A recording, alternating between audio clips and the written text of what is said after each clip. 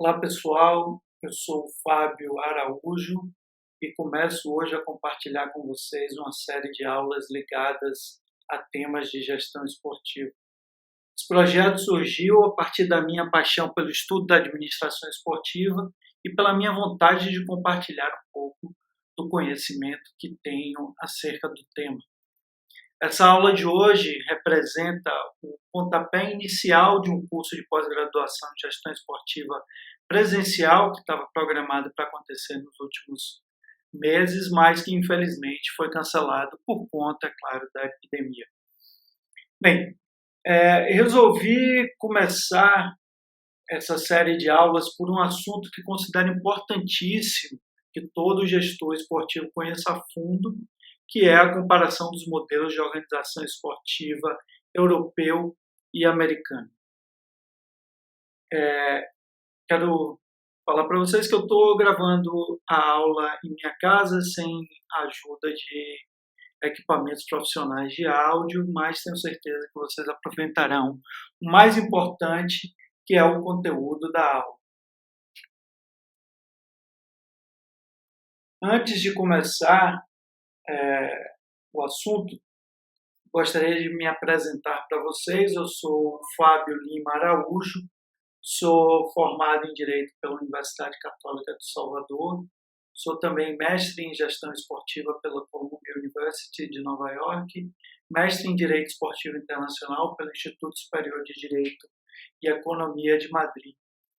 Sou também servidor do quadro permanente do Ministério das Relações Exteriores e durante esse tempo no Itamaraty tive a oportunidade de servir como vice-cônsul na nossa embaixada em Nova Delhi, na Índia, no Consulado Geral do Brasil em Sydney, na Austrália, no Consulado Geral em Nova York e agora no Consulado Geral do Brasil em Santa Cruz de la Sierra.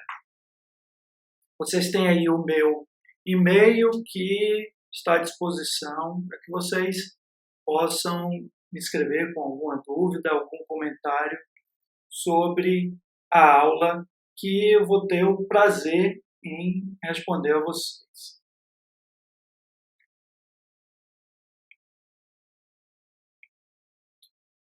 Mas por que estudar e comparar especificamente esses modelos europeu e americano de organização esportiva?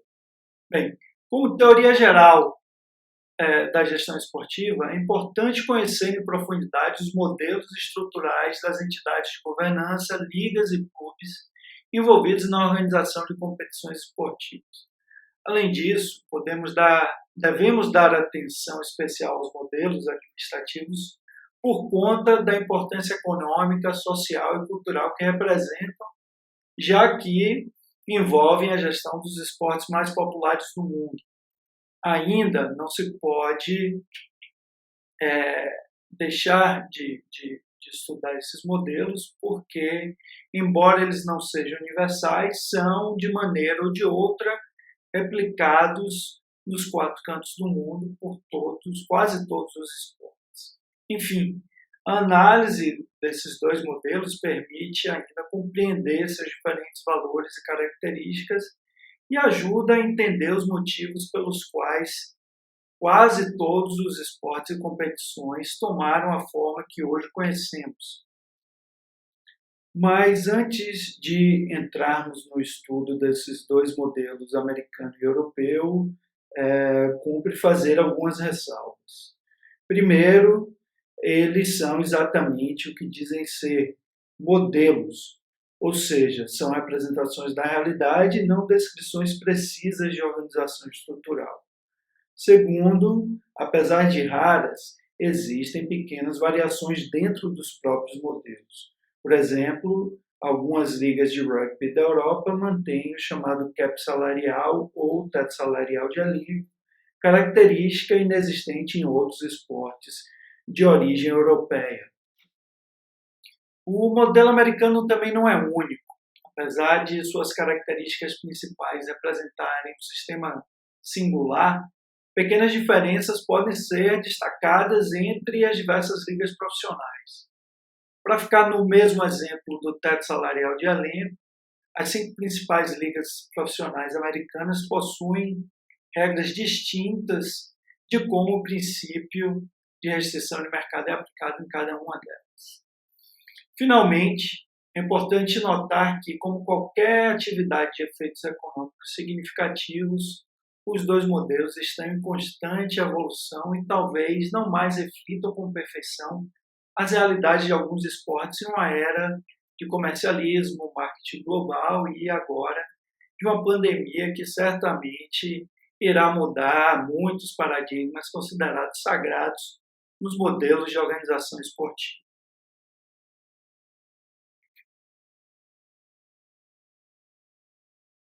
Comecemos pelo modelo europeu.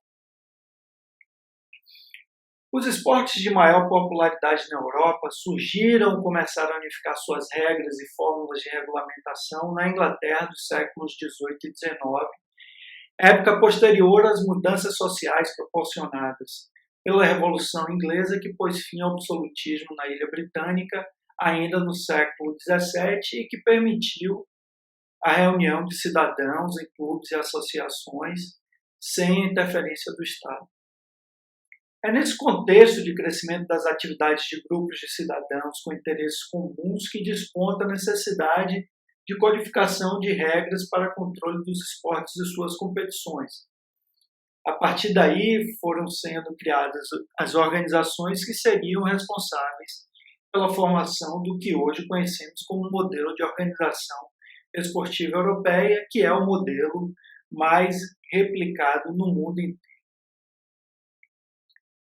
No entanto, não se pode ignorar que a análise sistemática do modelo europeu deve levar em consideração o regime jurídico da União Europeia, mais precisamente os conflitos causados entre as exigências de integração da zona comunitária e a chamada exceção esportiva. O que é isso?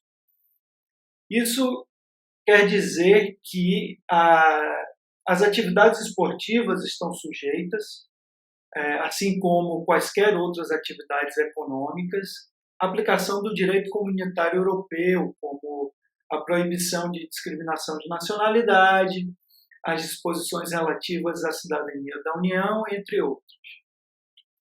No caso das organizações de governança esportiva, como FIFA e UEFA, por exemplo, a formação do sistema de gestão do futebol permitiu que essas organizações possuam o monopólio de gestão e regulamentação do esporte.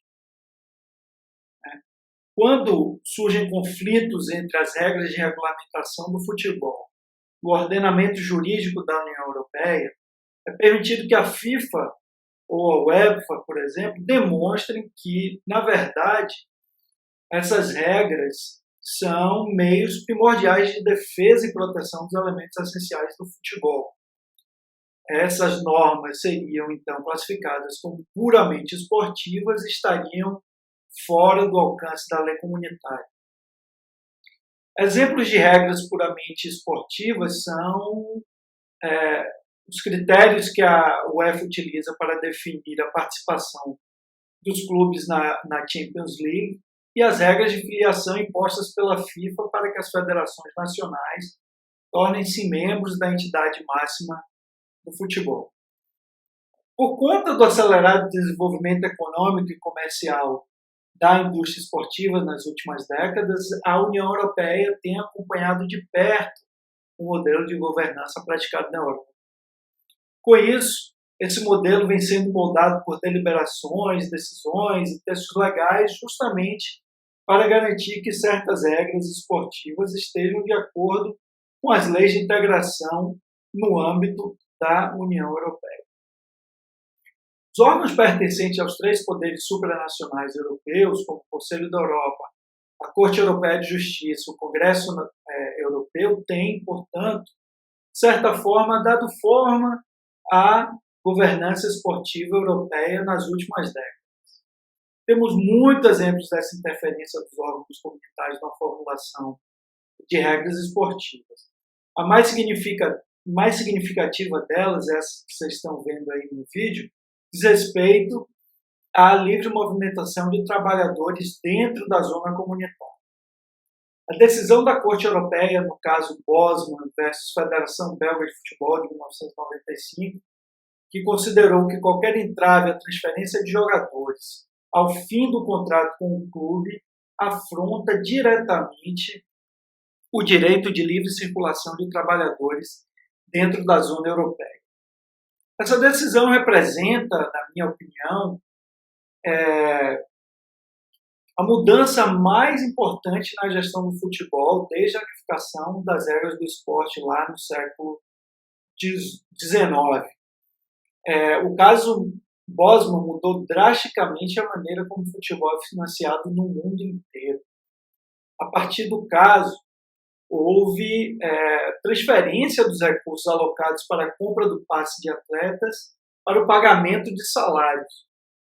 Tudo isso gerou um aumento significativo da relação receita de clube e salário de elenco, que até hoje os times não souberam resolver adequadamente. Hoje, para que os clubes se mantenham competitivos ou mesmo em funcionamento, eles dependem cada vez mais de receitas de diversas fontes, como direitos de transmissão, patrocínio e da exploração de direitos comerciais, bilheterias, etc. Pela importância, o caso Bosman merece uma aula própria. Bom, a primeira característica do modelo europeu que eu quero destacar para vocês é o sistema piramidal de governança. Na Europa, uma única e ampla estrutura de governança esportiva consiste em 4 níveis independentes, porém integrados, de organizações não governamentais, de equipes profissionais e amadoras e associações, e um sistema piramidal. Na base estão os clubes profissionais e amadores que formam o elemento essencial de todo o esporte. As associações e clubes surgidos durante o século XVIII são instituições fundamentais da sociedade europeia, presentes em todas as comunidades, das menores localidades rurais aos maiores centros europeus. Na realidade, historiadores reconhecem que essas atividades associativas, ou seja, formação de clubes, onde grupos de indivíduos se encontravam para dividir passatempos de maneira sistemática, regular, sem interferência do Estado, é um dos fenômenos sociais mais relevantes da história europeia moderna. Estima-se, por exemplo, que cerca de 40% da população austríaca faça parte é membro de algum clube. Os outros 3 níveis do sistema são compostos por organizações sem fins lucrativos e de atuação geográfica pré-definida, cuja missão é fomentar o desenvolvimento do esporte, regulamentar a prática do jogo e estabelecer um regime disciplinar.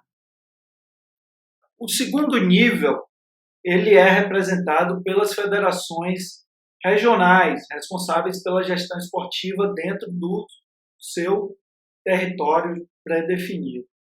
Na Europa, a quase totalidade das federações regionais organizam, administram e promovem atividades de base e outras competições amadoras entre os seus associados. A gente faz aqui um contraponto em relação às federações regionais do Brasil, que têm uma importância maior, né? Elas gerem o esporte dentro do seu território e organizam também campeonatos profissionais, né? Aí você tem 3 exemplos de federações regionais ligadas ao futebol. Essas são as 3 mais antigas do mundo, né? A Federação da Isle of Man, a Federação de Glasgow e a Federação de Sheffield and Hampshire. Essas são as mais antigas federações regionais do mundo. O terceiro nível é representado pelas federações nacionais. Estas são responsáveis pela organização de competições, administração, promoção do desenvolvimento do esporte e são órgãos reguladores da atividade esportiva dentro de um território nacional. Interessante notar que essa estrutura de governança de uma federação nacional por esporte, por país, permite que as federações nacionais detenham um monopólio da atividade esportiva e, ao mesmo tempo, garante a autorregulamentação da organização, claro, uma vez respeitadas a legislação do país no qual elas são constituídas. Elas são ainda responsáveis pelas seleções nacionais de seus respectivos esportes. Temos aqui a Federação Nacional Inglesa de Rugby, a Federação Nacional Alemã de Handball e, para ficar um exemplo mais comum a todos, a Federação Nacional Italiana de Futebol. O topo da pirâmide ela é representado pelas confederações europeias, cujos membros são exatamente as federações nacionais. As confederações regionais regulamentam, administram e promovem o desenvolvimento da atividade esportiva em todos os níveis, amador e profissional, no continente europeu. Dentro de uma análise mais ampla de um esporte qualquer, ainda temos as federações internacionais, como a FIFA, e dentro do movimento olímpico, o Comitê Olímpico e o Comitê Paralímpico Internacional. Aqui exemplos de confederações regionais, a UEFA, mais conhecida de todas, né? A Rugby Europa e a Confederação Europeia de Basquete. Na teoria, a função principal do sistema de pirâmide é garantir a distribuição igualitária, de cima para baixo, é claro, dos recursos para desenvolvimento e promoção do esporte, no intuito de estimular a participação em massa e manter a competitividade entre os clubes.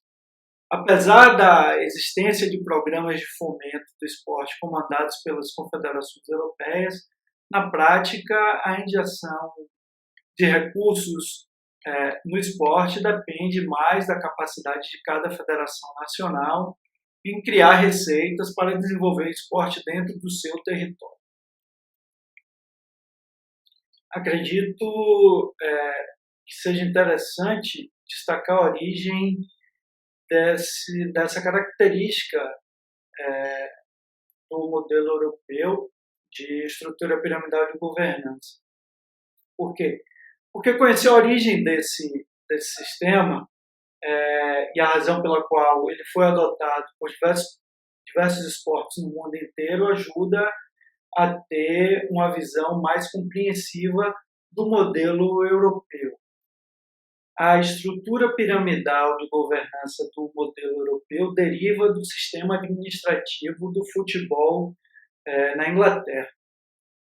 A organização e o desenvolvimento do futebol como conhecemos hoje é fruto da explosão do jogo praticado durante o século XVIII nos internatos onde eram educados os filhos da elite inglesa.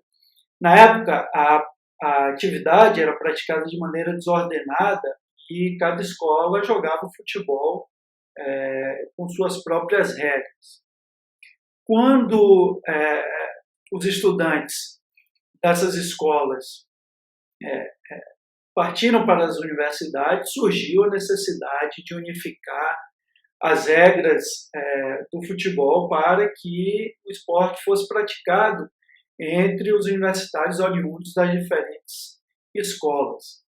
A primeira compilação de regras do futebol que se tem notícia é a chamada Regras de Cambridge, a partir da qual o esporte conheceu sua expansão fora do sistema educacional inglês. Nesse contexto histórico que clubes de ex-universitários e outros formados por entusiastas do esporte, fundaram a Football Association, entidade guardiã das regras do jogo, tal qual praticado pelos atletas amadores de elite da classe média emergente inglesa.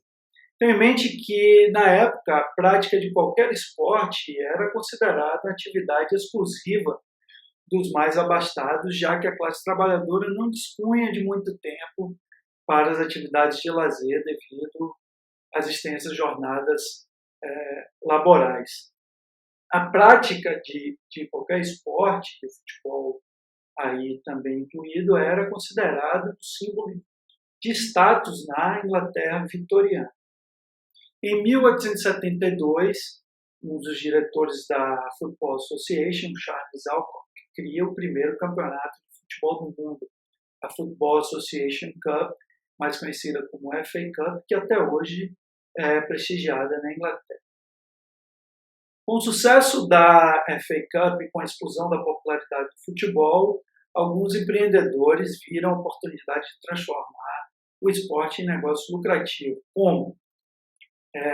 Ao contratar os melhores jogadores, o clube poderia incrementar o apelo popular de suas partidas, o que permitiria explorar a cobrança de ingressos para acompanhar os jogos.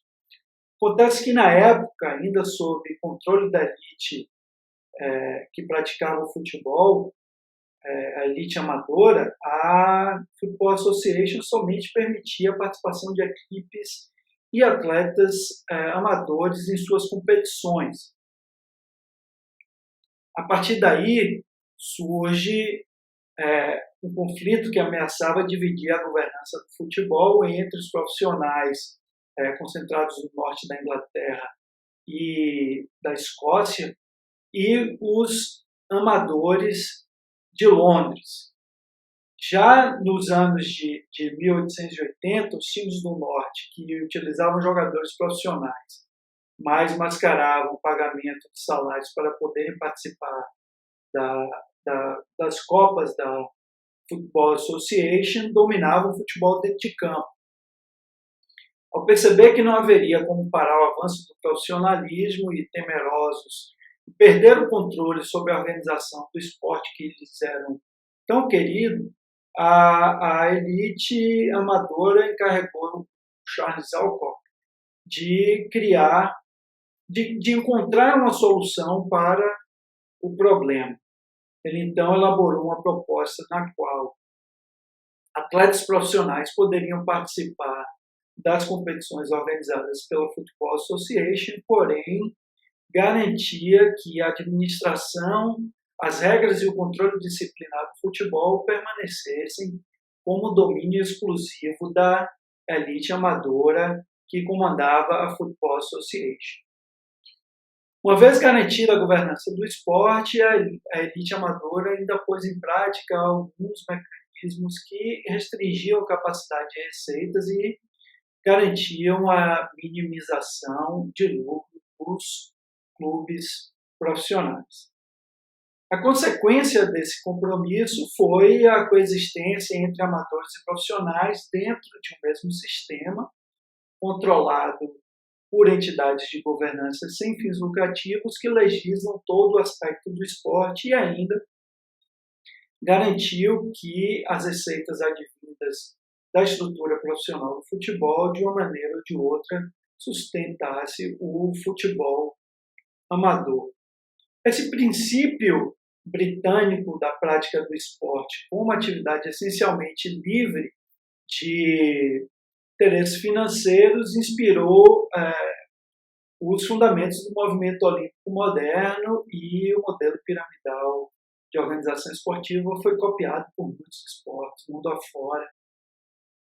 Lembrem que até meados da década de 1980, o Comitê Olímpico Internacional não permitia a participação de atletas profissionais nos Jogos Olímpicos. Outro aspecto importantíssimo do modelo europeu é o sistema de promoção e rebaixamento que engloba os diversos níveis competitivos de cada esporte e que garante a movimentação dos times de ligas diferentes ao fim da temporada. O propósito do sistema é premiar o mérito desportivo e, ao mesmo tempo, promover a igualdade de oportunidades e fortalecer a competição entre os clubes. Esse sistema permite, portanto, que clubes de pequeno porte e até clubes amadores possam, uma vez, é claro, alcançado sucesso dentro de campo, fazer parte de competições de alto nível ao lado de clubes maiores e mais tradicionais. Promoção e rebaixamento possui ainda uma função ética importante quando permite que times que tenham perdido pontos por descumprimento de regras de competição sejam rebaixados. No futebol, as regras específicas e os critérios de promoção e rebaixamento são definidos pelas federações nacionais ou pelas ligas que organizam as competições em diversos países, como a Premier League da Inglaterra, a La Liga na Espanha, a Série A na Itália, a Bundesliga na Alemanha e a Ligue 1 na França. Todas elas possuem regras diferentes de promoção e rebaixamento, mas todas procuram recompensar o mérito esportivo dentro de campo. Mas como se chegou a esse sistema de rebaixamento e promoção? Vamos voltar lá para a década de 1880. Bem, no final da década de 1880, a FA Cup já estava consolidada como a competição mais importante e popular do futebol, e os times do Norte já podiam participar do campeonato e dominavam a Copa. À exceção da FA Cup, as outras competições menores e jogos amistosos ficavam quase sempre a cargo dos clubes. Além de raras, essas partidas eram muito desorganizadas e, por diversas vezes, o adversário simplesmente não aparecia a jogar. Devido à grande demanda popular por partidas propriamente organizadas e a necessidade das equipes de garantir a entrada de receitas regulares,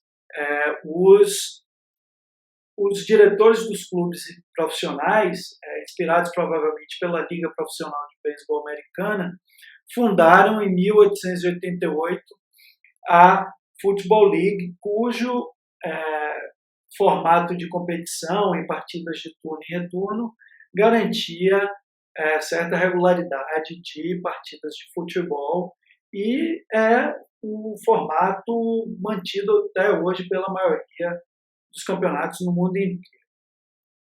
Com a fusão da Football League e a rival Football Alliance em 1892, seria impossível agrupar o grande número de clubes em um só campeonato. A solução encontrada foi a criação de 2 campeonatos paralelos. Já no ano seguinte, os 2 torneios foram integrados e foi dada a oportunidade, com base no mérito esportivo, dos times da Football Alliance ascender para a primeira divisão e também os clubes de pior performance da Football League seriam rebaixados para a segunda divisão. Uma terceira divisão foi criada em 1929, mas por conta do compromisso idealizado por Charles Alcorn, a Football League foi chancelada pela Federação Inglesa e clubes amadores e profissionais poderiam participar do mesmo sistema aberto de promoção e rebaixamento.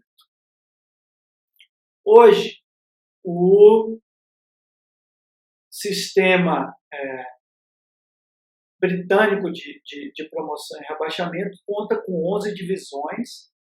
As 5 primeiras, essas que estão aí, são divisões nacionais. A primeira divisão é organizada pela Premier League desde 1992. As outras 3 são organizadas pela Football League, que hoje se chama English Football League, e a quinta divisão, que é organizada pela National League.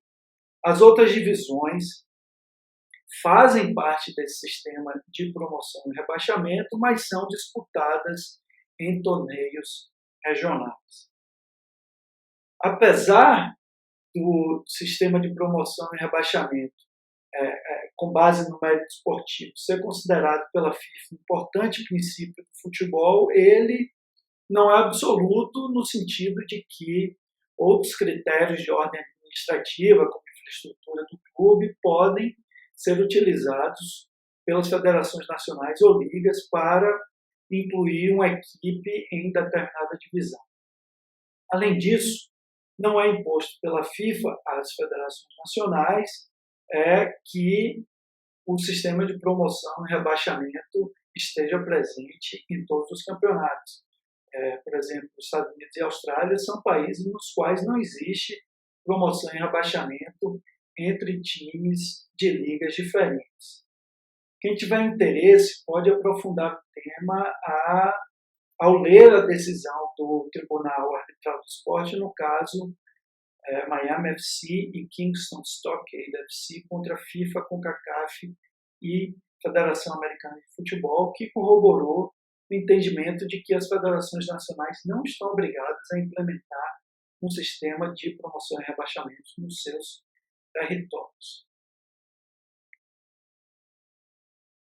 Outra característica do modelo europeu é a ênfase no voluntarismo em atividades de base. Segundo estudo publicado pela Comissão Europeia, o esporte desempenha 5 funções primordiais: educacional, de saúde pública, social, cultural e recreativa. A ênfase do modelo europeu no amadorismo e na participação em massa da comunidade na prática esportiva busca justamente enaltecer essas funções essenciais. Por conta da idealização do esporte como meio essencial para a formação de laços fortes dentro das comunidades, existe na Europa um forte comprometimento de voluntários em atividades esportivas, principalmente nos níveis amadores e de base. Na Europa, existem cerca de 700 mil clubes ativamente envolvidos no treinamento de atletas e na organização de competições esportivas em suas comunidades.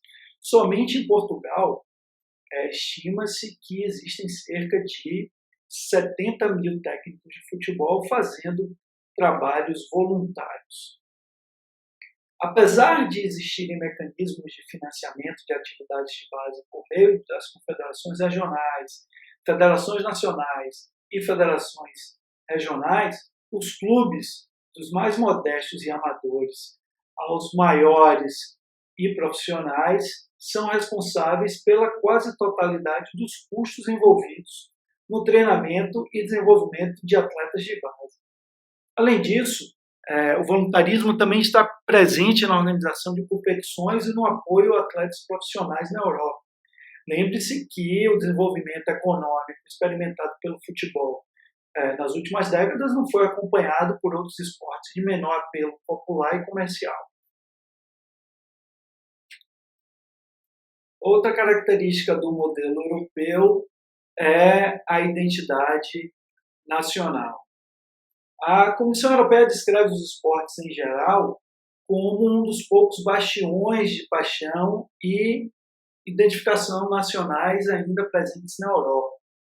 Por conta da relevância social do esporte como elemento capaz de reunir as pessoas em torno de interesse comum, o comprometimento com a identidade nacional é uma das características atribuídas ao modelo europeu. Além disso, são inegáveis os benefícios sociais de solidariedade e de estímulo à atividade física advindos do sentimento patriótico criado pelo esporte. O modelo europeu é ainda caracterizado pela existência de competições internacionais. Essa característica funciona, na verdade, como o reconhecimento da necessidade humana de competir. Além de promover a integração e a harmonia regionais, As competições esportivas podem ser vistas como alternativa para saciar a necessidade humana de embates físicos sem as consequências indesejáveis de guerras. Isso pode parecer um pouco exagerado, porém não se pode negar que as competições esportivas servem, de maneira ou de outra, como afirmação da superioridade de um grupo sobre o seu adversário.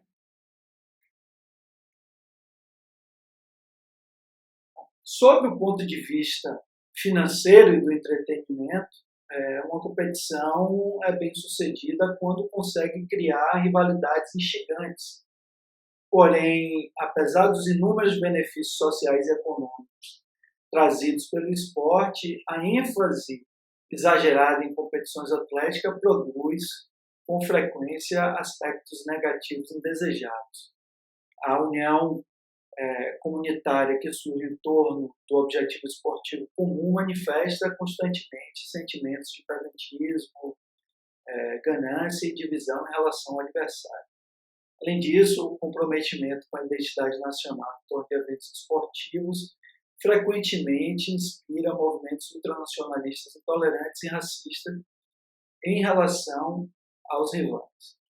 Exemplos de comportamentos negativos, principalmente, mas não exclusivamente, de torcedores do futebol, são mais comuns do que gostaríamos. Essas são, portanto, as principais características do modelo europeu. Passamos agora para o estudo do modelo americano. A primeira coisa que eu quero que vocês não esqueçam é que as principais ligas profissionais americanas envolvem também equipes do Canadá, de modo que as características aqui descritas são também aplicáveis em grande parte ao modelo organizacional canadense.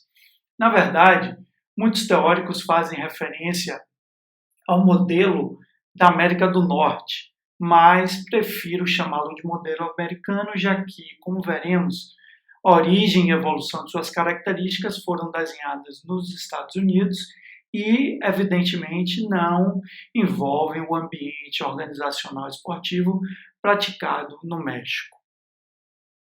Se pudéssemos resumir o modelo esportivo europeu em busca de um conceito geral, poderíamos dizer que ele reflete um sistema de organização esportiva aberto, que envolve a participação de clubes profissionais e amadores, que prioriza o mérito esportivo e que é controlado por entidades não governamentais organizadas em bases territoriais bem definidas. O modelo americano é mais difícil de ser definido, ou pelo menos não há um consenso claro entre os estudiosos. Normalmente, o modelo americano é tido como a antítese do modelo europeu, ou seja, tudo aquilo que o modelo europeu não representa, o modelo americano representaria. Esse conceito tem a ver com uma visão purista do esporte de que o modelo americano representa a comercialização de uma atividade cujo forte volume de benefícios sociais que carrega está em completo desacordo com a natureza empreendedora que a atividade tem nos Estados Unidos. Em verdade, a noção da chamada americanização das atividades esportivas é inspirada em grande parte pela desaprovação, até certo ponto preconceituosa, que a cultura americana goza na Europa. Por exemplo, o documento de consulta às federações nacionais realizado pela Comissão Europeia traz no seu corpo a afirmação de que a atividade esportiva nos Estados Unidos não é uma forma de passatempo ou mesmo uma maneira de contribuir para o bem-estar da sociedade, como seria usual na Europa, mas tão somente um negócio operado principalmente por profissionais. A superficialidade dessa afirmação acende uma discussão interessante. Bem, se é verdade que a maximização de receitas ou até mesmo do lucro são importantes para todos os envolvidos em atividades esportivas nos Estados Unidos, cada vez mais um modelo de gestão comercial americano tem sido aplicado em todo o mundo, principalmente no futebol europeu. ou alguém contesta que a expansão financeira experimentada pelo futebol nos últimos 20 anos não tem a ver com a busca deliberada de maiores receitas por intermédio da comercialização global do esporte por parte de clubes, ligas e entidades de governança. A crescente busca dos clubes e ligas em firmar presença significativa em novos mercados, seja pela abertura de escritórios regionais, pela participação em torneios de pré-temporada ou contratação de jogadores advindos dessas regiões, desperta o interesse na liga ou no time, o que faz crescer as receitas advindas de direitos de transmissões internacionais, vendas de camisas e parcerias comerciais. E é justamente esse o propósito dessa busca de novos mercados por parte dos clubes e ligas da Europa. A busca constante do aumento de receitas para ter sucesso dentro de campo. É comum dizer que, para se manter competitivo, um clube necessita priorizar o ingresso de receitas, já que o orçamento significativo é essencial para formar e manter a liga competente, e isso tem sido buscado constantemente por times de futebol, principalmente os clubes da Europa, que veem a expansão de seus negócios em mercados como o americano e o asiático como atividade-chave para a arrecadação de maiores receitas e sucesso dentro de campo. O Barcelona, por exemplo, por conta de mudanças administrativas que permitiram modificar a maneira como os direitos comerciais do clube são operados, viu o crescimento de receitas advindas da exploração dos direitos comerciais associado ao time crescer em mais de 50% entre as temporadas 2017-2018 e 2018-2019. O clube catalão foi o primeiro time a ultrapassar a marca de 800 milhões de euros em receitas, ocupando ainda o primeiro lugar entre os clubes de futebol no mundo inteiro em termos de arrecadação. É certo que dinheiro não pode comprar comprometimento, nem tem efeito sobre outros fatores essenciais para levar um time a ter sucesso em campo, mas já é um bom começo. E é por isso que eu acho que essa visão europeia acerca do comercialismo do esporte americano é um tanto quanto hipócrita. Né? A afirmação europeia essa afirmação europeia preconceituosa do caráter do modelo de gestão americana também ignora a existência do ostensivo trabalho voluntário de indivíduos e entidades sem fins lucrativos na organização de atividades esportivas de base nos Estados Unidos. E são justamente essas atividades de base, administradas por organizações sem fins lucrativos, que são consideradas fundamentais para a conquista da hegemonia americana na maioria das modalidades esportivas. Apesar das generalizações, o modelo americano, em verdade, reflete a cultura esportiva enraizada pelo modelo econômico acolhido pelas ligas profissionais há mais de 50 anos. Vou falar disso com mais detalhes adiante, mas desde 1877 o modelo operacional das ligas profissionais americanas é praticamente o mesmo. O modelo americano reflete ainda a legislação trabalhista, comercial e esportiva dos Estados Unidos, além da tradicional ligação entre a educação formal e a prática de esportes no país. Tendo isso em mente, é possível então destacar algumas características essenciais do modelo americano. A primeira delas é a distinção acentuada entre profissionais e amadores. A estrutura piramidal do modelo europeu permite a integração de clubes e atletas profissionais e amadores no sistema hierárquico de governança esportiva vertical, capitaneado pelas federações que concentram em suas mãos o monopólio sobre todos os aspectos da atividade esportiva em seus territórios, como já mencionei aqui. O modelo americano é diferente. Ele é caracterizado pela enfática inexistência de um sistema de integração entre profissionais e amadores. O esporte amador nos Estados Unidos é governado por diversas autoridades de acordo com diferentes critérios, tais quais definidos na Lei do Esporte Amador Americana. Essa lei de 1978, que foi revisada em 98, reconheceu o Comitê Olímpico Americano como coordenador do esporte amador nos Estados Unidos no que diz respeito ao movimento olímpico. O Comitê Olímpico é responsável por reconhecer as organizações esportivas como federação nacional de qualquer esporte olímpico, observado, é claro, o critério de uma federação nacional por esporte, por território nacional. Ele funciona também como órgão de resolução de conflitos entre as federações nacionais americanas, as organizações de esporte amador e os atletas.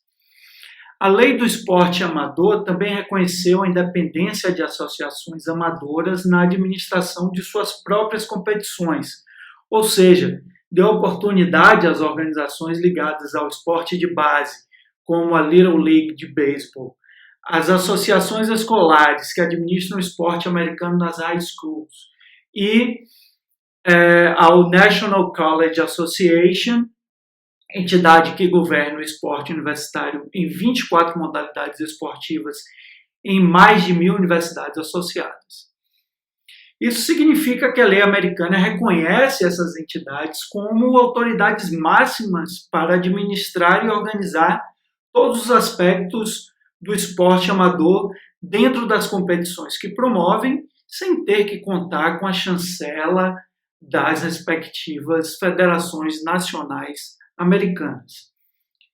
Em função da independência dessas associações nas organizações de suas competições amadoras, o conceito de atleta amador pode variar de acordo com as regras de elegibilidade ditadas por cada entidade para que os atletas amadores possam participar das competições organizadas por essas associações independentes.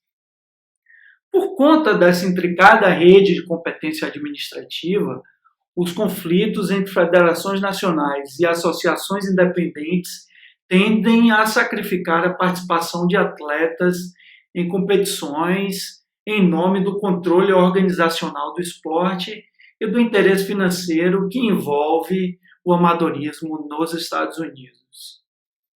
Existem diversas controvérsias interessantíssimas sobre o tema, mas acredito que também foge um pouco do escopo dessa aula.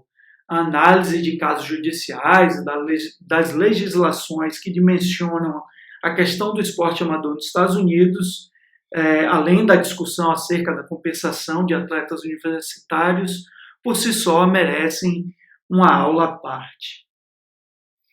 A estrutura organizacional do esporte profissional nos Estados Unidos é governada pelas regras particulares de cada liga e pelos acordos trabalhistas negociados com as respectivas entidades de representação de atletas, que ditam desde regras de vestuário dos atletas aos mecanismos de resolução de conflitos entre ligas, franquias e jogadores.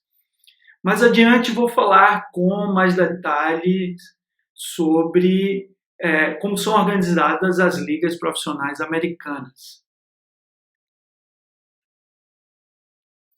Outra característica interessante do modelo americano é o papel das escolas e universidades na formação do atleta profissional. A antiga tradição de conciliar a educação formal e o desenvolvimento esportivo é uma característica especialmente marcante do modelo americano. Enquanto na Europa os clubes e as federações arcam com quase a totalidade dos custos do processo de desenvolvimento do atleta de base até o nível profissional, o sistema educacional americano contribui quase que integralmente com o desenvolvimento dos atletas que alcançam o nível profissional nas diversas ligas americanas. A geração de receitas bilionárias devido à grande popularidade e à crescente competitividade de certas modalidades esportivas, tanto nas competições de high school quanto nos campeonatos universitários, atestam a importância dada à atividade esportiva escolar nos Estados Unidos. Além disso, a ligação dos fãs de times de esportes amadores ligados a escolas e universidades é considerada tão ou mais intensa quanto a conexão de torcedores de times profissionais. Vocês estão vendo aí no slide que a NCAA é dividida em 3 divisões. Só para esclarecer, essas divisões não representam um sistema de movimentação vertical de promoção e rebaixamento. Essas diferentes divisões dizem respeito à classificação das universidades associadas de acordo com as regras definidas pela NCAA. A primeira divisão é a mais importante e envolve a participação das maiores universidades americanas.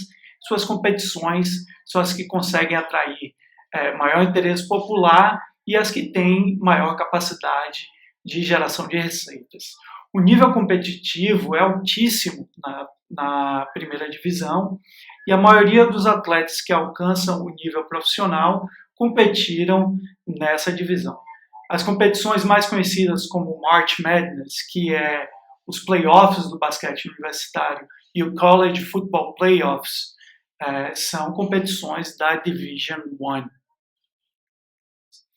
Em realidade, eu acredito que as competições amadoras americanas conseguem, sob o ponto de vista do atleta, refletir mais fielmente o ideário do embate esportivo puro, sem interesses financeiros imediatos, do que certas competições amadoras na Europa.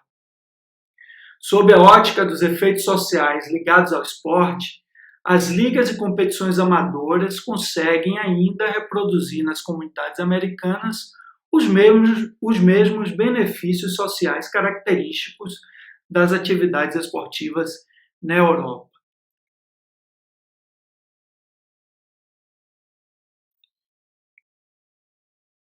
A estrutura organizacional do esporte nos Estados Unidos é também caracterizada por um sistema fechado de competições entre os membros de determinada liga.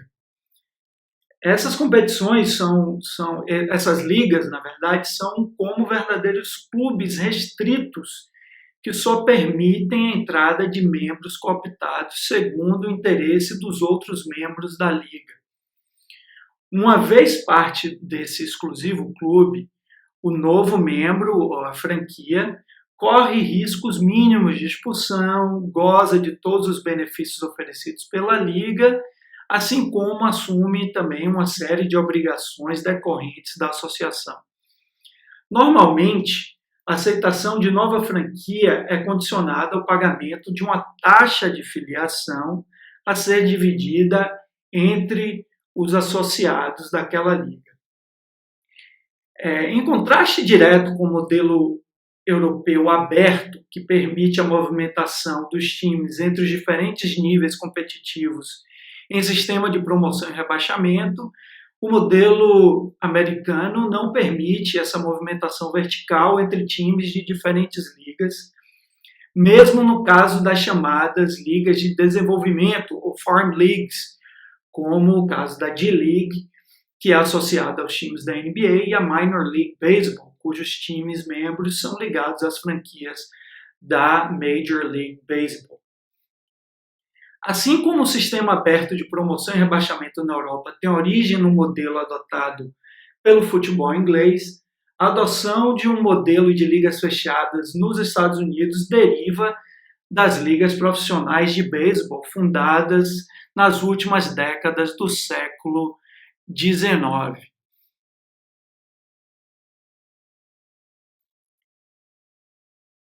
As circunstâncias peculiares do beisebol à época do surgimento das ligas profissionais determinaram não só o surgimento do sistema fechado, mas também de quase todos os aspectos organizacionais que caracterizam o esporte profissional americano. O beisebol foi o primeiro dos esportes que hoje representam as grandes ligas americanas a unificar suas regras e conseguir despertar o interesse do público americano. Em 1845, os membros do New York Knickerbockers estabeleceram as regras do esporte que logo dominaria a preferência do público americano. Para vocês terem uma noção, por volta de 1850, o esporte preferido dos americanos ainda era o cricket. Bom, a separação entre profissionais e amadores no beisebol ocorreu logo nas primeiras décadas do surgimento do esporte. Ao contrário do que sucedeu com o futebol, a associação que abrigava times amadores e profissionais se desfez logo após o conflito entre aqueles que vislumbravam a possibilidade de lucrar com o jogo e os puristas que queriam desvincular a prática do beisebol do proveito econômico. O interesse popular alavancado pela qualidade do espetáculo apresentado pelos times profissionais impulsionou o crescimento de receitas, o investimento em franquias e salários de jogadores. Logo, criou-se uma demanda por jogadores talentosos. Como consequência, as ligas amadoras não tiveram como manter em seus elencos atletas de maior talento e o jogo amador praticamente desapareceu. Hoje, o jogo amador está relegado a ligas de base e às ligas escolares e universitárias. Bem, a primeira liga profissional de que se tem notícia foi a National Association of Professional Baseball Players, surgida em 1871. No entanto, problemas com o envolvimento de atletas em apostas, problemas relacionados a jogadores pulando de um time para o outro no meio da temporada e franquias que simplesmente não apareciam para jogar, afundaram a liga nos primeiros 4 anos de sua temporada inaugural.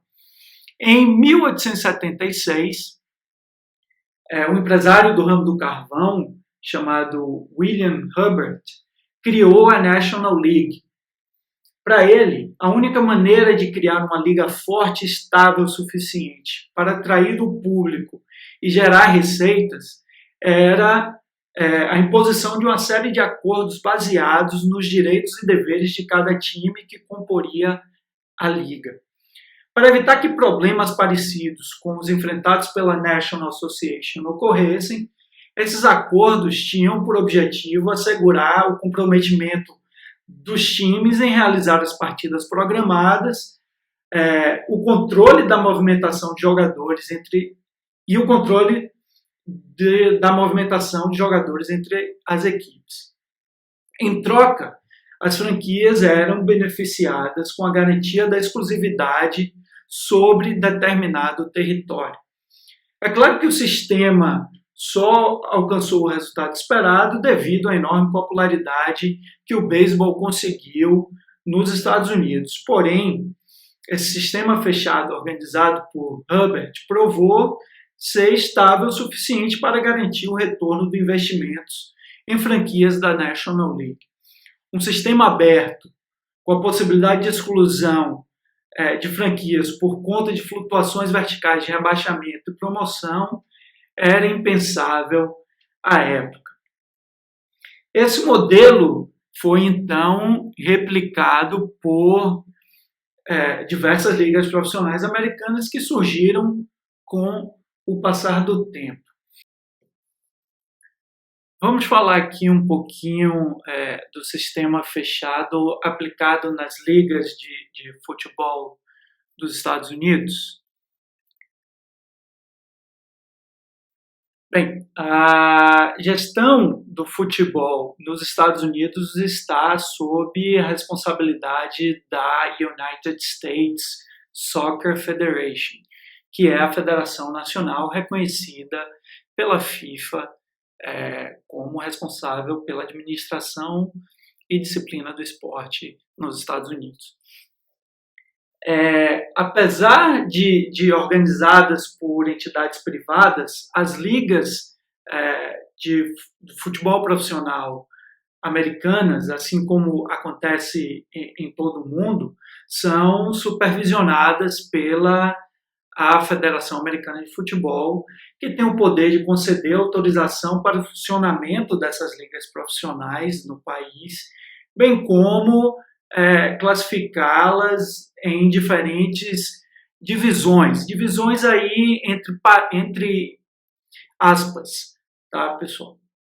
A Federação Americana procura dar ênfase a critérios objetivos, como número de times participantes, estrutura administrativa da liga e dos times, demonstração de capacidade financeira da liga, número de estádios, capacidade dos estádios em termos de público para classificar as ligas nas diferentes divisões. Hoje existem 4 ligas de futebol profissionais nos Estados Unidos divididas em 3 níveis ou divisões. Eu não gosto muito de chamar de divisão porque a expressão remete muito ao sistema aberto adotado no resto do mundo, que não é o caso. As ligas são assim divididas de acordo com seu status ou nível. A Division 1, ou primeira divisão, ela é representada pela Major League Soccer, né, que já tem 25 anos e é composta de 26 times.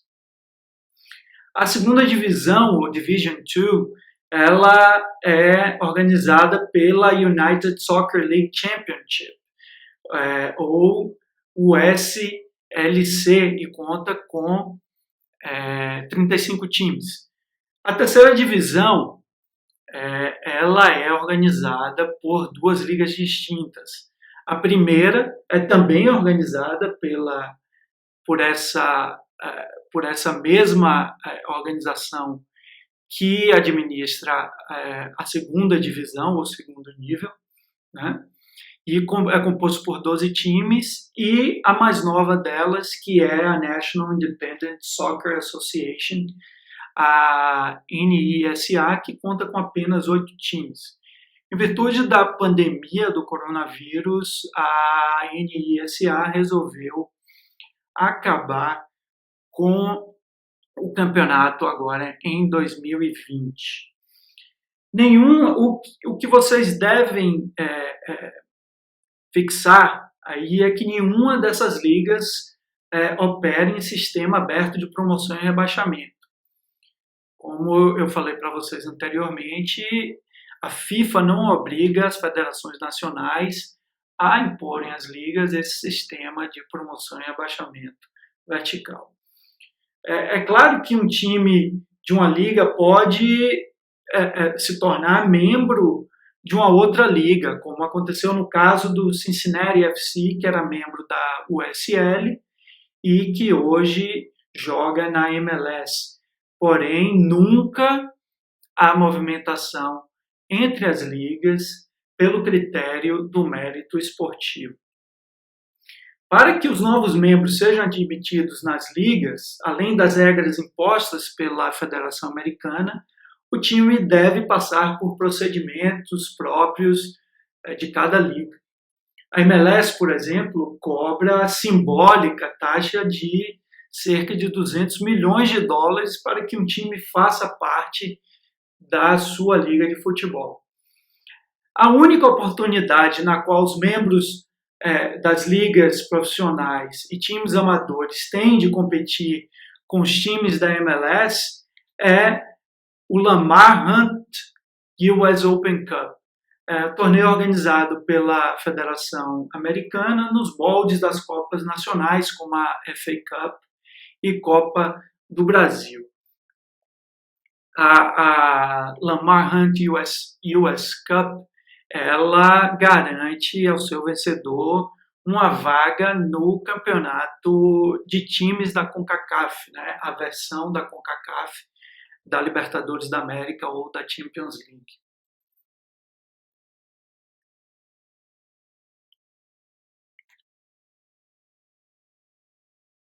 Vamos lá. Outra característica do modelo americano é a comercialização do esporte. Já falei aqui do pensamento europeu, que classifica a organização esportiva nos Estados Unidos como uma atividade essencialmente comercial, e que o sistema de ligas fechadas impede a renovação de competidores com base no mérito esportivo. Nos Estados Unidos, ao contrário da Europa, o surgimento de novos competidores depende, então, da combinação de interesses financeiros dos membros da liga em expandir o número de times. E aqui eu trago para vocês a receita, né, da última temporada de cada liga. A NFL consegue arrecadar quase 15 bilhões de dólares. A MLB, a Liga Profissional de Beisebol, na casa dos 10. A NBA, mais ou menos um pouco abaixo, né, mais ou menos 8,5 bilhões de dólares. Estamos falando em bilhões, tá, gente? Por temporada. E a NHL, mais ou menos um pouco acima de 5 bilhões, e a MLS ainda nanica em relação às outras ligas, com cerca de 300 milhões de dólares de receitas. Para vocês terem uma ideia, vamos comparar com as ligas de futebol profissionais na Europa. A Premier League inglesa tem mais sucesso, né? Um pouco mais de 5 bilhões de dólares de receitas. A La Liga, quase 5 bilhões. E a Bundesliga alemã, um pouco menos de 5 bilhões de dólares. Outro argumento que ajuda a afirmar essa caracterização do modelo americano como essencialmente comercial é a constante mudança de sede das franquias entre cidades. A ligação emocional entre time e comunidade local é facilmente desconsiderada pelos donos de franquias quando a movimentação entre as cidades faz sentido do ponto de vista econômico. Seja pela possibilidade de mudança para um centro mais relevante, ou mesmo no caso da recusa do poder público em arcar com os gastos de construção de estádio ou ginásio para ser utilizado pela franquia. Aí vocês têm alguns exemplos de mudanças nas 5 ligas profissionais mais importantes dos Estados Unidos. Para nós sul-americanos e europeus, onde os clubes são historicamente enraizados em suas comunidades, devido à própria formação do clube, muito ligado à comunidade local, a possibilidade de mudança da sede de um time é impensável. Não significa que não existam exemplos disso, como no caso do Wimbledon FC na Inglaterra, mas nos esportes americanos os exemplos são muito mais comuns. Além disso, os times das Major Leagues americanas são chamados de franquias, termo de conotação comercial que realça a noção do esporte como um produto posto à venda para maximizar o lucro de empresas, ao invés do envolvimento desinteressado no esporte como atividade social. Essa corrente de pensamento europeu, apesar de não ser totalmente falsa, deve ser relativizada, né? Apesar das franquias e ligas profissionais americanas não participarem diretamente do desenvolvimento de atletas desde o início da carreira amadora até os níveis profissionais, o investimento realizado por essas organizações em atividades de base amadoras em suas comunidades é relevantíssimo. Além disso, por intermédio das suas fundações, o apoio financeiro e social dispensado às comunidades em volta dos times e ligas tem impacto social e econômico mais relevantes do que o simples envolvimento direto em atividades esportivas. Quem vocês acham que iniciou esse movimento de envolvimento comunitário muito comum hoje no esporte, principalmente no futebol brasileiro? Foi a NFL Foundation, instituição sem fins lucrativos, que representa as 32 franquias da liga, por exemplo, surgiu em 1973 e já investiu milhões de dólares no desenvolvimento econômico, educativo e social em inúmeras comunidades. Essa relativização é importante para mitigar um pouco a noção do comercialismo dos esportes profissionais americanos. As duas características a seguir do modelo americano são as que mais fortemente diferenciam esse modelo do europeu. São eles o sistema de restrição laboral e o sistema de negociações coletivas presentes no modelo americano.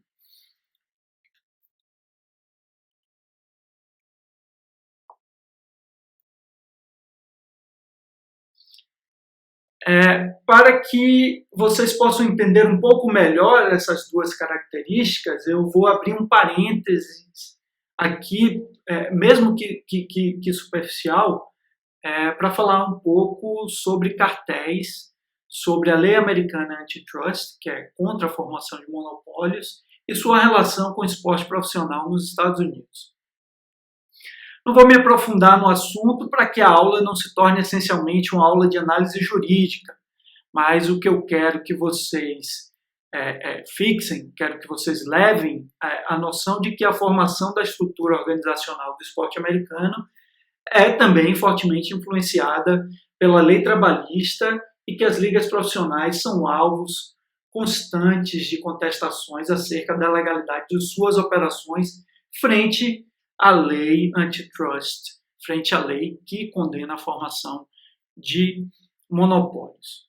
Como eu falei, o sistema fechado tem como base acordo entre os donos das franquias, o que na teoria caracteriza as ligas profissionais como verdadeiras joint ventures, ou seja, são consórcios de empresas no sentido de que são iniciativas comerciais de associações que se reúnem em torno da promoção do interesse econômico comum, embora sejam adversárias dentro da quadra ou do campo.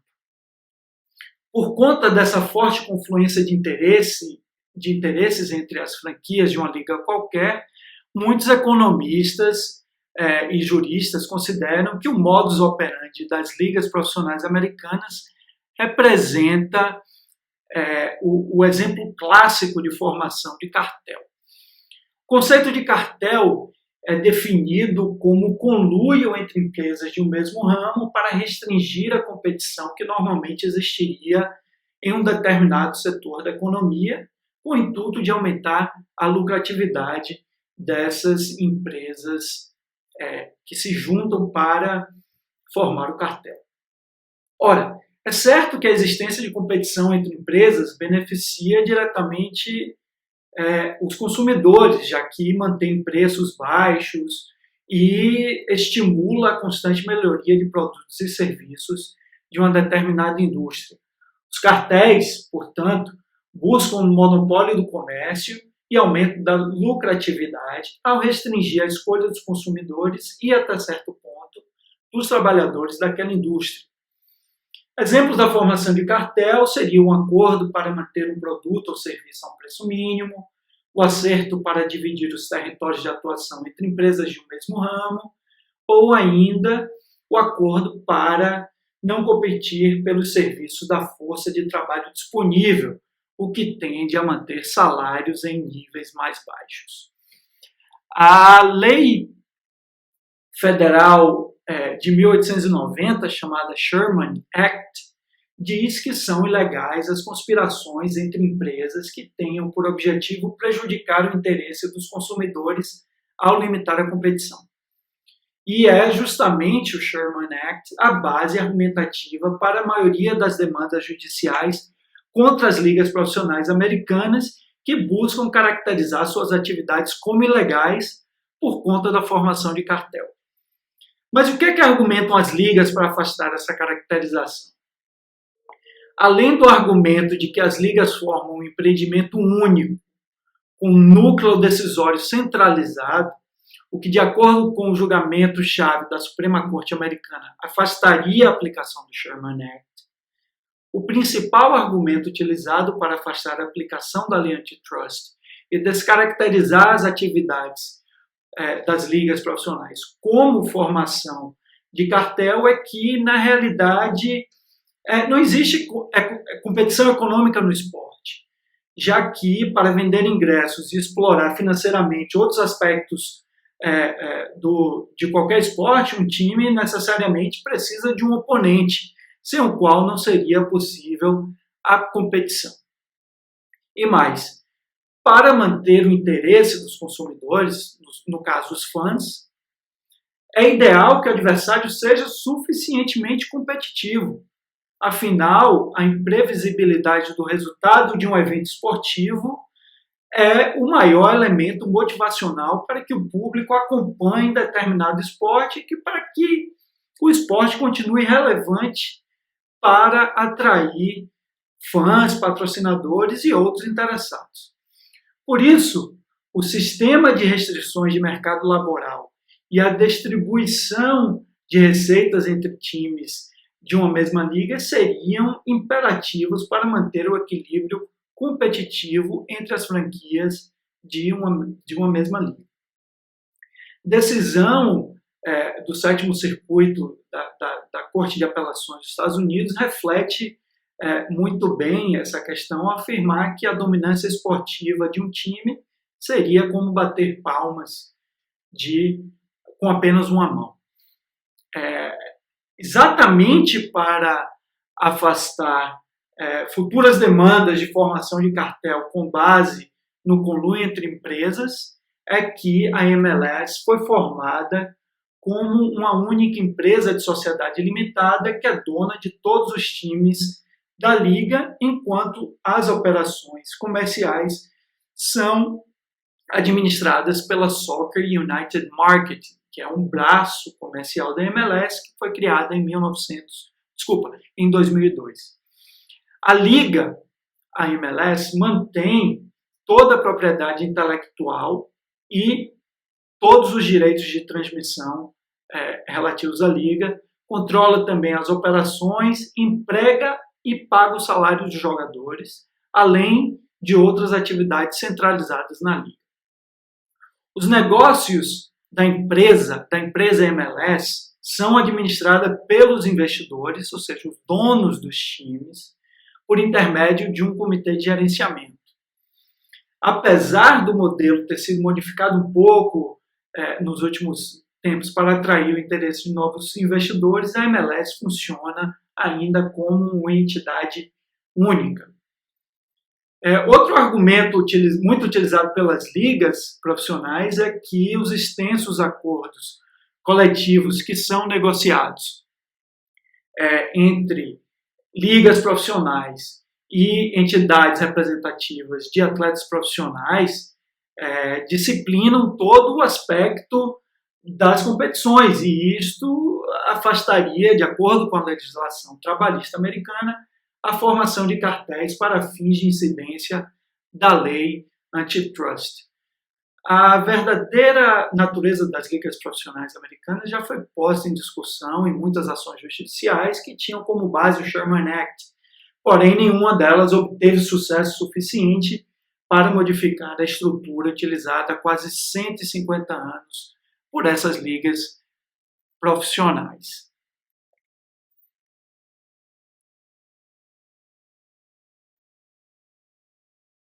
Vamos falar agora dessas duas características que eu acredito são as que mais distinguem o modelo americano do modelo europeu. O primeiro deles é a existência de um extenso sistema de restrição de mercado laboral. O que é, na realidade, esse sistema de restrição de mercado laboral e como ele influencia o equilíbrio competitivo dentro das ligas profissionais nos Estados Unidos? Bom, esse sistema busca, na prática, limitar ou impedir, mesmo que temporariamente, que o serviço de um atleta de alta demanda no mercado seja alvo de competição entre times da mesma liga, principalmente com base em promessa de ganhos financeiros. E não falo só maiores salários e maiores bônus. Mesmo que o salário oferecido não seja tão atrativo, A possibilidade de jogar por uma equipe de maior apelo comercial pode ser determinante para que um jogador decida mudar de time, seja por conta da possibilidade de acordos com grandes marcas locais, seja pelo potencial crescimento do apelo comercial do atleta, inclusive nas diferentes plataformas de mídias sociais. Sem menosprezar o Tampa Bay, mas jogar no Tampa Bay Rays não é a mesma coisa que jogar no New York Yankees sob o ponto de vista das oportunidades comerciais disponíveis para o atleta.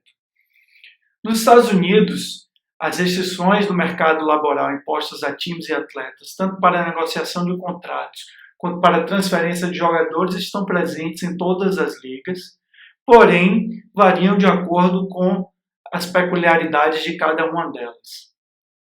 São 3 as limitações em prática hoje em dia: a forma de recrutamento de atletas ou sistema de draft, as regras relativas à movimentação de jogadores entre times, a chamada free agency, e a imposição de tetos salariais ou salary cap. Explicar cada uma das regras específicas de restrição de mercado nas 5 ligas profissionais mais importantes dos Estados Unidos fugiria ao propósito dessa aula, mas acredito ser importante falar o que significa cada uma dessas restrições. Bom, a primeira das restrições de mercado é o sistema de draft. Esse sistema de recrutamento de atletas foi introduzido pela NFL em 1935 e gradativamente foi adotado por outras ligas.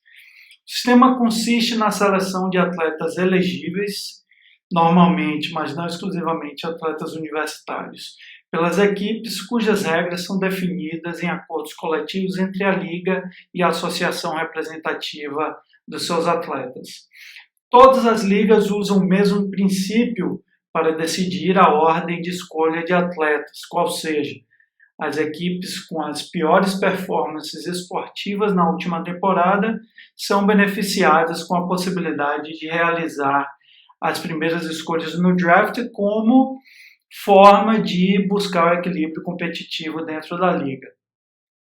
A escolha do draft garante ao time a exclusividade da negociação da contratação de serviço do jogador por determinado tempo, impedindo que outras franquias possam negociar com o mesmo atleta. O sistema evita que os times, então, compitam pelos serviços do atleta, como ocorre no sistema de mercado livre, o que normalmente favorece o time com maior apelo financeiro. Não há impedimento que, após o draft, os times da mesma liga entrem em acordo acerca da transferência dos direitos de contratação do atleta. E isso é até bastante comum e acontece em todos os drafts, em todas as ligas. Mas, Fábio, vocês podem me perguntar, pode um jogador se recusar a assinar um contrato com a equipe que o escolheu no draft? A resposta simples é que sim, ele pode, porém não sem consequências severas para o atleta. As regras da NFL, por exemplo, ditam que o atleta que se recusa a aceitar a escolha do draft está impedido de jogar por qualquer outro time da NFL até o próximo draft, quando ele poderá tentar a sorte novamente. A situação raramente acontece, já que a possibilidade de passar um ano sem poder jogar em alto nível pode diminuir significativamente a demanda pelo serviço do atleta. Em 1983, o famoso quarterback John Elway, como vocês estão vendo aí no vídeo, foi selecionado pelo então Baltimore Colts, né? E ele ameaçou mudar de esporte e seguir carreira na Major League Baseball caso os Colts não negociassem seus serviços com o Denver Broncos. A tática utilizada por Elway deu certo e ele foi negociado com o Denver. Mais recentemente, o defensive end Joe Bosa, escolhido em terceiro lugar do primeiro round do draft de 2016 pelo Chargers, se recusou a assinar o contrato oferecido pelo time então sediado em San Diego. Nesse caso, as complicações giravam em torno dos termos do contrato do jogador e não foram causadas pela preferência do jogador em atuar por outra equipe. Ao fim, os Chargers cederam às exigências do atleta e ele acabou por receber o maior signing bônus da história da franquia. Então, o que é importante é vocês perceberem que o atleta tem certo poder de negociação, mesmo que a escolha do draft não satisfaça as pretensões dele como jogador ou se o contrato oferecido pela equipe também não lhe satisfaça. As 5 grandes ligas americanas fazem uso do draft, porém com diferenças pontuais em suas regras. Por exemplo, a NBA não permite que um jogador seja escolhido logo após o término do high school. Ele deve esperar pelo menos um ano para poder ser elegível para o draft da NBA. Por isso, a maioria absoluta dos jogadores da liga jogam pelo menos um ano de basquete universitário antes de participar do draft. Já a Major League Baseball permite que o jogador participe do draft ao fim do high school. O outro sistema de restrição de mercado laboral é o chamado Free Agency, que permite que atletas possam negociar seus serviços com outras franquias, seja pelo fim do seu contrato de trabalho, seja pela liberação pela equipe de suas obrigações contratuais a qualquer momento durante a vigência do contrato de trabalho. O sistema de free agency passou por uma evolução gradual nas principais ligas americanas até chegar ao que hoje é aplicado por todas elas. Essas mudanças, essa evolução ocorreu por conta de ações judiciais promovidas por atletas ou pela negociação coletiva entre as ligas e suas respectivas associações de jogadores. Até 1976, por exemplo, os jogadores da Major League Baseball estavam vinculados a seus times por toda a sua vida profissional, a não ser que o clube negociasse seus serviços com outra franquia. Até 1977, os times da NFL exigiam uma compensação pelo serviço de desenvolvimento do jogador para liberá-lo para outra franquia. Mais ou menos como ocorria no futebol europeu antes do caso Bosman. Porém, essa exigência de taxa para a liberação do atleta foi derrubada em 1977 pela Suprema Corte Americana. Também em 76, a exemplo da Major League Baseball, a NBA negociou um acordo coletivo que permitia que o atleta ganhasse liberdade de negociação de seus serviços após a expiração do seu primeiro ano de contrato. Geralmente, as restrições ao free agent, ao atleta free agent, são impostas de acordo com o tempo de serviço prestado ao time pelo atleta. Outro tipo de restrição de mercado utilizado pelas ligas americanas é a imposição de teto salarial a ser pago pela franquia ao seu elenco de atletas. O propósito do salary cap é, como já falei, encorajar o equilíbrio competitivo dos times ao limitar a capacidade deles de oferecerem contratos mais financeiramente mais atrativos a um free agent ou durante uma renegociação de contratos, salários e bônus. De novo, os tetos salariais são definidos em acordos coletivos e cada liga possui regulamentos particulares que classificam suas regras como amenas ou rígidas de acordo com a possibilidade de flexibilização do sistema. Uma dessas possibilidades de flexibilização do sistema está presente na MLS, que limitou durante a temporada 2020 o pagamento anual de 5,3 milhões de dólares para todo o seu elenco, que deve contar com um mínimo de 18 e um máximo de 20 jogadores. Porém, a Liga adota duas exceções a esse sistema restritivo. A primeira delas é a chamada regra do Designated Player. Essa regra permite que as equipes da MLS possam contratar um jogador no mercado internacional cujo salário não será incluído no cálculo do teto salarial do resto do elenco. Essa exceção foi criada para dar a possibilidade das equipes contratarem jogadores de renome no mercado internacional. Os exemplos da MLS, é claro, de jogadores contratados por times da MLS, é claro, são aqueles que estão longe do auge profissional, mas ainda possuem certo apelo comercial e de atração de espectadores.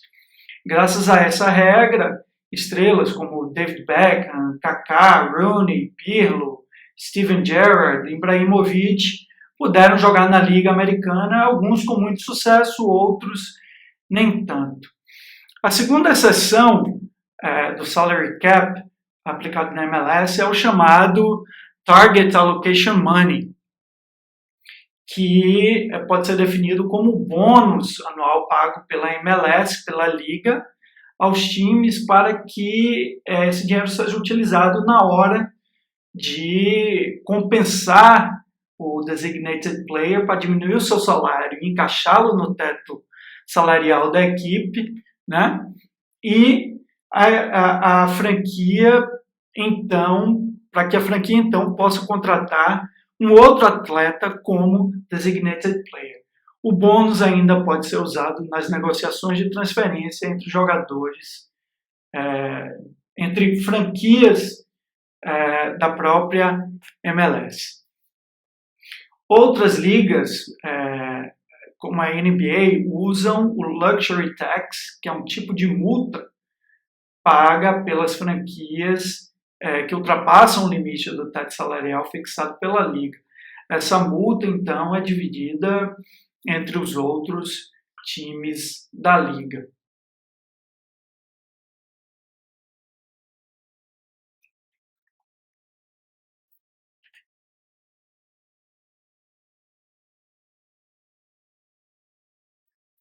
A outra característica do modelo americano, bem peculiar a esse modelo, é o sistema de negociações coletivas. Bem, nos Estados Unidos, além das regras referentes às restrições de mercado laboral, outros temas que envolvem todo o espectro da relação entre jogadores profissionais e ligas são produtos dos acordos coletivos firmados de tempos em tempos entre a liga e as entidades representativas dos atletas. Guardadas as devidas diferenças, esses acordos coletivos podem ser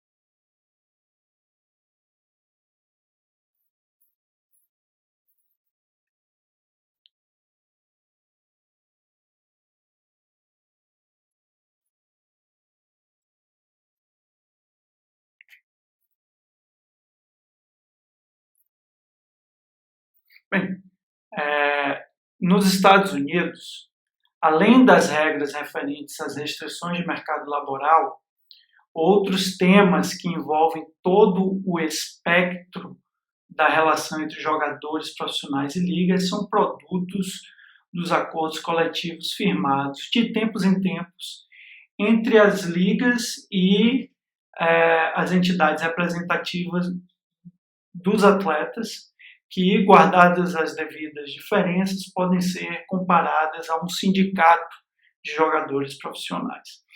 Importante lembrar que cada entidade representativa cuida dos jogadores de uma liga específica. Assim, os jogadores da NBA estão reunidos na NBA Player Association, os da NFL na NFL Player Association e por aí vai. Desde os primórdios da existência das ligas profissionais, os atletas sentiram a necessidade de criar uniões representativas para negociar melhores condições de trabalho. Ao mesmo tempo que as ligas cresceram em popularidade e em capacidade de gerar receitas, esses agentes de representação coletiva conseguiram firmar a noção da essencialidade da atividade do atleta para o sucesso das ligas profissionais. Como consequência, fizeram crescer o poder de negociação dos jogadores dentro da liga. Por isso, o sistema de negociações coletivas, prática enraizada na legislação trabalhista americana, funciona como um elemento mitigador do poder unilateral de autorregulamentação das ligas profissionais. Por isso, as restrições de mercado laborais que falamos anteriormente estão intimamente ligadas a esse sistema de acordos coletivos, já que os atletas, ao aceitarem medidas de restrição de mercado, conseguem, em troca, impor compensações de seus interesses que acabam por equilibrar, do ponto de vista trabalhista, a relação entre ligas e atletas. A metáfora do caminho sinuoso para referir-se às negociações dos chamados Collective Bargaining Agreements, na sigla CBAs, não é exagerada. Esses acordos coletivos discutidos de tempos em tempos entre as ligas e associações compreendem negociações tensas em relação a vários assuntos, por exemplo, o pagamento de bônus salariais, distribuição de dividendos das ligas entre os donos de times e os atletas, modificações em procedimentos disciplinares, protocolos de segurança, pensões de jogadores, extensão da cobertura de seguros para acidentes de trabalho, morte do atleta, etc. O período que antecede o fim do acordo coletivo em vigor é de muita expectativa, pois as consequências dos impasses nas negociações podem atrasar ou impedir o início da temporada, o que, é claro, traz prejuízos financeiros para todo mundo envolvido com a liga e sempre resultam em ações administrativas ou judiciais sob acusações de má-fé durante as negociações ou de violações da lei trabalhista e da lei antitrust. Por exemplo, antes do início da temporada de 2011, impasses nas negociações do acordo entre a NBA e a NBA Player Association resultaram na decretação de lockout, que é uma espécie de greve organizada por parte dos donos de franquias, durante a qual houve suspensão do pagamento de salários dos atletas por conta da extinção temporária dos acordos de trabalho até que fosse assinado o acordo coletivo. Esse tipo de medida funciona como um elemento de pressão para obrigar os jogadores a retomarem as negociações do CBA.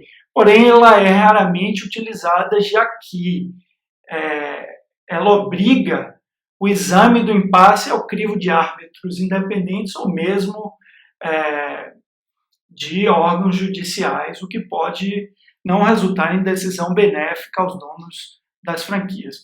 Porém, os jogadores também utilizam dessa medida para pressionar os donos de times a assinarem um acordo coletivo que lhes beneficie. Em 94, a greve de jogadores da MLB, provocada pela desastrosa negociação acerca do salary cap da liga, durou 232 dias. Naquele ano, todo o campeonato foi interrompido em abril, se não me engano, logo no início, em abril, se não me engano, e a World Series, a série final de jogos que determina o campeão da temporada, foi cancelada. O que é importante notar, e é isso que eu quero que vocês fixem, é que o enorme poder de barganha exercido pelas entidades representativas de atletas profissionais nos Estados Unidos contrasta com a fraca influência das uniões de atletas na Europa e no resto do mundo, nas negociações de políticas salariais e condições de trabalho, cuja regulamentação é definida principalmente pelas entidades de governança esportiva, como federações nacionais, federações internacionais, as quais mencionei no início dessa apresentação.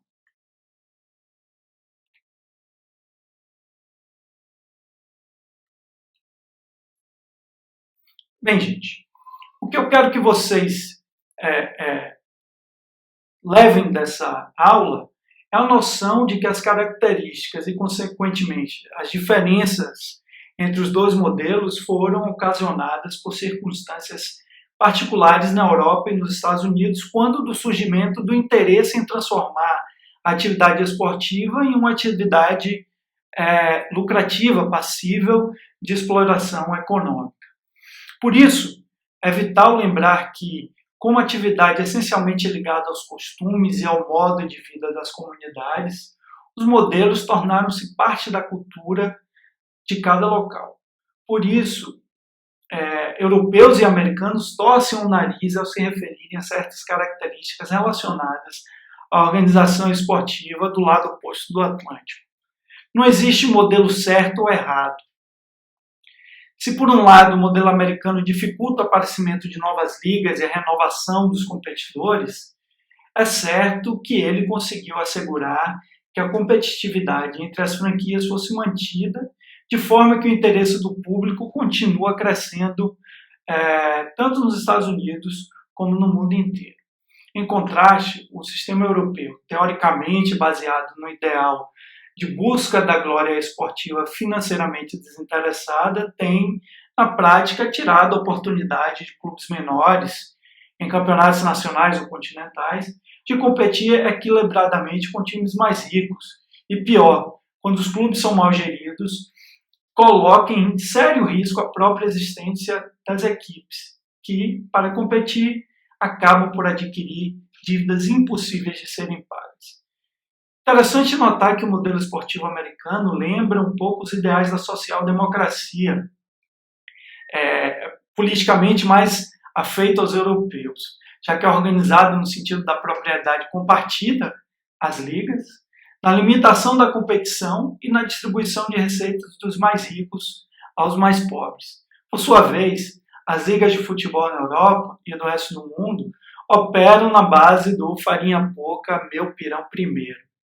No entanto, observa-se uma gradual convergência entre os dois sistemas, principalmente em relação ao comercialismo praticado no futebol por grandes ligas e até mesmo por organismos de governança.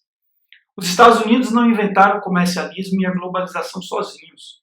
Cada vez mais, os modelos estão convergindo e aprendendo com as melhores práticas dos dois lados do Atlântico.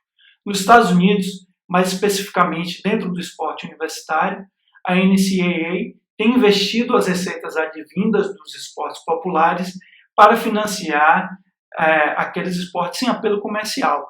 Tendência é essa tipicamente encontrada nos clubes da Europa, que, por exemplo, usam as receitas advindas do futebol para financiar outros esportes, como, por exemplo, o basquete. Enquanto os tradicionalistas europeus lamentam a americanização do esporte na Europa, especialmente no futebol, os clubes vêm aproveitando as lições aplicadas pelas ligas profissionais americanas para aumentar suas receitas, como, por exemplo, na venda coletiva de direitos de transmissão, que muitas ligas europeias hoje utilizam, também na venda de merchandising e no incremento das oportunidades de patrocínio. Como consequência, os clubes podem investir no esporte, na formação de atletas e na comunidade em volta dos times. Esses importantes benefícios do incremento de receitas são consequências importantes do comercialismo que não podem simplesmente serem descartadas em nome de um tradicionalismo que não encontra mais lugar no mundo esportivo. Mais recentemente, durante a crise provocada pela pandemia do Covid, personalidades importantes do futebol europeu já admitem tomar algumas medidas de longo prazo para racionar a administração dos clubes como instituição de taxa de luxo, como proposto pelo presidente da UEFA para punir times que violem as regras de fair play econômico da entidade europeia, e na posição de teto salarial para jogadores, como proposto pelos dirigentes da Bundesliga alemã. Então, por isso eu acredito que não esperaremos muito tempo até que medidas dessa natureza sejam aplicadas no futebol mundial como forma de controlar despesas e racionalizar a gestão de clubes. Todas essas medidas aproximam muito mais os dois modelos que, embora mantenham suas características marcantes na teoria, na prática está cada vez mais difícil distingui-los. Bom, pessoal, chegamos ao fim da aula, espero que vocês tenham gostado. Meu e-mail está à disposição para que vocês me escrevam com dúvidas e terei o prazer de respondê-los. Ok? Um abraço, espero que a gente possa se ver em breve.